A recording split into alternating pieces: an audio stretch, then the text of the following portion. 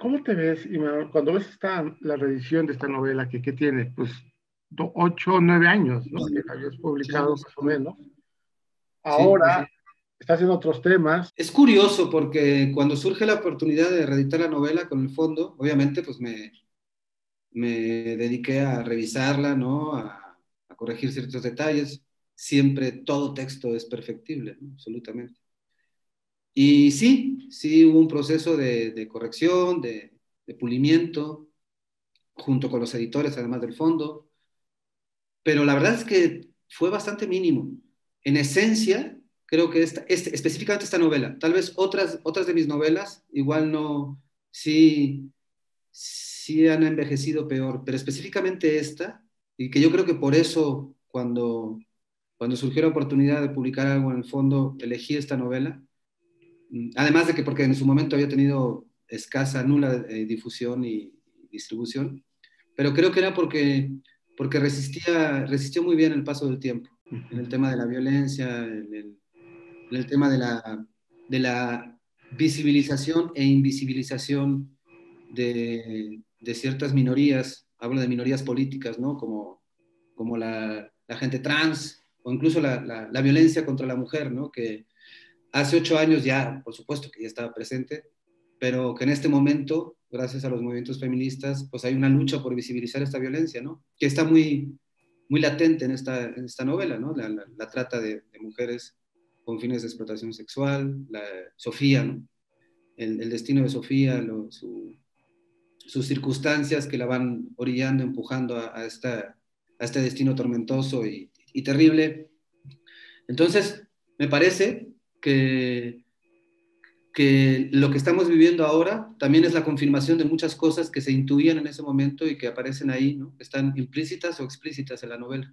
Entonces creo que está vigente y que su lectura no, estos 8 años me parece que no alteran en absoluto la visión que puede ver, el universo que se plasma en esta novela. Y bueno, pues el personaje principal, RQ, creo que busca responder a esto, ¿no? A la complejización de un fenómeno que va mucho más allá de estas caricaturas que nos presentan. Digo caricaturas porque se llega al extremo de caricaturizar a los narcos ¿no? A los capos de los cárteles y se exhiben sus capturas, se llevan a juicio y los juicios se convierten en los juicios del siglo.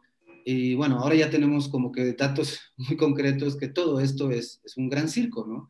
Y que al final son los grandes enemigos del pueblo mexicano, al final son títeres de abstracciones de poder mucho más complejas que no están, en ningún momento están dispuestos a renunciar a, pues a este infierno que han creado, porque ese infierno que han creado les supone poder, les supone ganancias económicas. Y que esas abstracciones de poder y su relación o su impacto en el individuo, pues son de los temas que se han mantenido, ¿no? A lo largo de tu literatura. Cuando la Cruces, pues es lo mismo, o sea, es una abstracción de poder, el caso de la guardería, en fin, es un tema que está ahí, que te interesa particularmente, Manuel. Sí, sí, de hecho, es un poco esta idea que maneja Kundera en el arte de la novela de cómo la ficción narrativa, específicamente la novela como género, y sus posibilidades son un camino para explorar no solamente la condición humana, sino el ser humano y su relación con el entorno y su relación con su momento político, cultural, sociológico, histórico. Y Kundera plantea que, bueno, que la novela, específicamente esta idea de personaje, es la gran impulsora de los derechos humanos, ¿no? En la historia de los mismos en Europa, ¿no? Que es gracias a la novela, porque estos entes de ficción que se vuelven concretos, específicos, reales, para el lector en ese momento, en ese pacto que hace con el texto, en ese tiempo lector, el personaje es un ente real, tan real como su vecino. Y la posibilidad de conocer estos individuos que de otra manera pueden ser muy ajenos, nos permite explorar caminos de sensibilización, de empatizar, de reconocer la otredad, ¿no? Y sí, creo que es una constante en mi obra, con Espectáculo para Avestruces, por supuesto, mencionas 49 Cruces Blancas, eh, porque ciertas narrativas que se están construyendo desde el poder, que los medios de comunicación se hacen eco, son muy impersonales y son narrativas que además han sido enterradas por la numeralia, por la estadística, por los datos. La literatura en general, el arte, a través de una propuesta estética, que esto es lo más interesante, eh, pues nos presenta la enorme posibilidad de explorar al individuo y de sensibilizar, de crear inercias de empatía o de antipatía o de identificación, y a partir de ahí plantearse, provocar en el lector que se plantee preguntas o que incluso busque ciertas respuestas. Procuro estar siempre consciente que más allá del tema, más allá de las obsesiones que podemos tener como autores, de las preocupaciones, de asumir que todo texto es un texto político, aunque sea ficción, más allá de todo eso, que sí está presente cuando escribo, sí trato de ser muy consciente de que la literatura al final es un acto, ante todo y sobre todo, estético, y que la literatura se da en el lenguaje, y que esto es lo fundamental, el cómo. El qué es importante, las intenciones que pueda haber con el qué son importantes, pero sobre todo el cómo es lo que hace que la literatura sea literatura, y que la aproximación con ese qué, con esos posibles temas, con esas obsesiones, el lector las hace a través de una experiencia estética que es la de la construcción de todo ese universo en el lenguaje. A partir de esta conciencia siempre me ha gustado tratar de plantearme nuevos retos cada vez que abordo un proyecto, ¿no? Y no quedarme en una única apuesta que en un momento dado puede funcionar más o menos y abrazar ese confort que te da ciertas fórmulas que puedes encontrar en el camino. Y la verdad sí he tratado de arriesgarme, a veces con mayor o menor fortuna, pero sí he tratado de arriesgarme y de buscar eh, nuevas formas. En el caso de Espectáculo para Avestruces, sí, yo sí le aposté a una poética de mucha síntesis, eh, muy desnuda, muy fría, pero que me parece que construía una estética de la violencia y de la descomposición, ¿no? Una estética de la sangre y de la muerte, porque así la pensé, derivada de, de algunas influencias en ese momento que tenía muy presentes, entre ellas el lenguaje del cómic, especialmente Sin City, de Miller, tanto el cómic como las películas que hace Robert Rodríguez. Esa estética penetró en ese momento, penetró la novela. En el caso de Nómadas, que sería lo más reciente, hay una exploración totalmente diferente del lenguaje que tiene que ver más con, este, con lo emocional, o sea, sí contar, sí narrar, pero es mucho más introspectivo el lenguaje, en el caso de Nómadas, y la búsqueda de figuras retóricas, que en el caso, por ejemplo, de Espectáculo para Avestruces, era una búsqueda de la síntesis, ¿no? De la desnudez. Aquí hay una búsqueda mucho más barroca, por decirlo así, más elaborada en cuanto a la creación de figuras, ¿no? De figuras poéticas o retóricas. No fue un proceso así como muy consciente, muy pensado, no fue así como me siento a analizar eh, qué es lo que quiero hacer y de pronto la posibilidad de una distopía eh, pues aparece y entonces analizo que esa puede ser una vía necesaria en este momento, etcétera. Fue algo como mmm, más sorprendente, más que de pronto surgió. Y surgió a partir específicamente del tema del río Sonora y la contaminación, las minas en Sonora.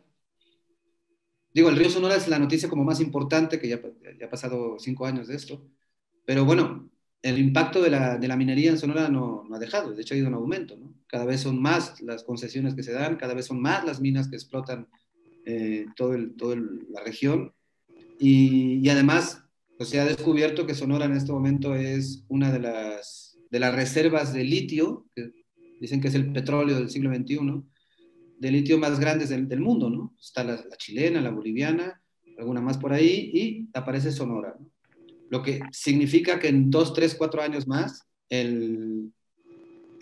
la desolación, el arrasar con todo el territorio va a ir en aumento y va a ser cada vez mayor. Y fue un poco este juego, ¿no? De pensar una región que depende en un porcentaje altísimo de la minería,